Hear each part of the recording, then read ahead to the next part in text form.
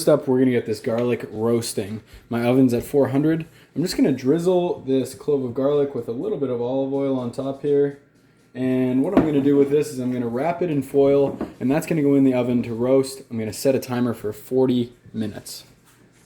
While my garlic is roasting, I'm gonna make the meatloaf. In here I have half a pound of turkey. I have a quarter cup of salsa. I have half an orange bell pepper diced, half an onion diced really small, 1 egg, and 1 toasted slice of bread that I just crumbled up in my hands in there. If you can't have bread or you don't have it, you can also use kind of a oatmeal that you grind up in the blender. A quarter cup would be perfect. I'm just gonna mix this all together, add a little bit of salt and pepper, and if you want some spiciness to this, you can also add chili flakes in here, or Frank's Red Hot Sauce, and then we're gonna form this into a loaf and bake it.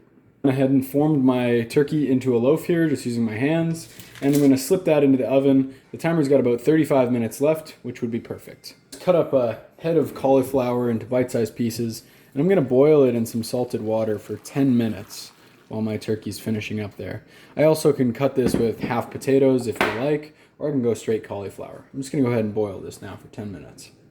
You could be lazy and just crush your cauliflower potato mixture with a whisk, with the roasted garlic, some salt, and olive oil or butter. But I'm gonna blend mine today just so you can see what it looks like when it's all nice.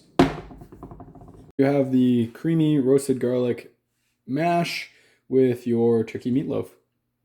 Feel free to swap in beef here if you'd prefer. And like I said, you can always use a little bit of potato in there if you don't like the Cauli Mash. But I'm a big fan. I think it's delicious. Enjoy.